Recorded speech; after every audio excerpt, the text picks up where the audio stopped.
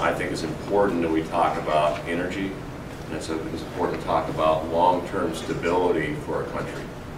And I'm an American exceptionalism guy. I believe that we are exceptional.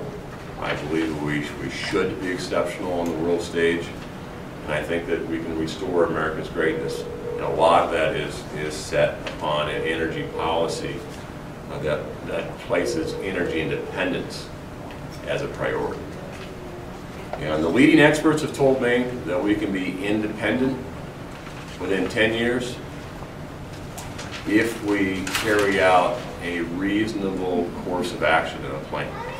Now, we beat the Germans and we beat the Japanese as a nation in 5 years, less than 5 years. I think if it's a national imperative, we can be energy independent the same. And it boils down to infrastructure and utilizing our assets and looking at what the current administration is doing and checking some of the overabuse of power, the overreach, and in Pacific, the EPA. I'm a conservationist. I love hunting and fishing and clean water, and people forget the Nixon administration. That's the administration that first signed Endangered Species Act, Clean Water Act, for a reason, because it's an important part of why we live in Montana. But not having access, not having the ability to utilize our natural resources, directly affects jobs.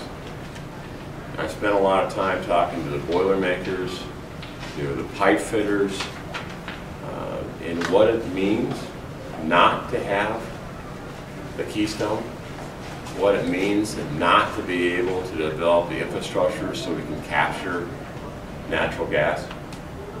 And whether you sit on the global warming side or the non-global warming side, or whether you believe it's climate change or bad weather, bleeding or venting or flaring 3.5 million barrels equivalent every day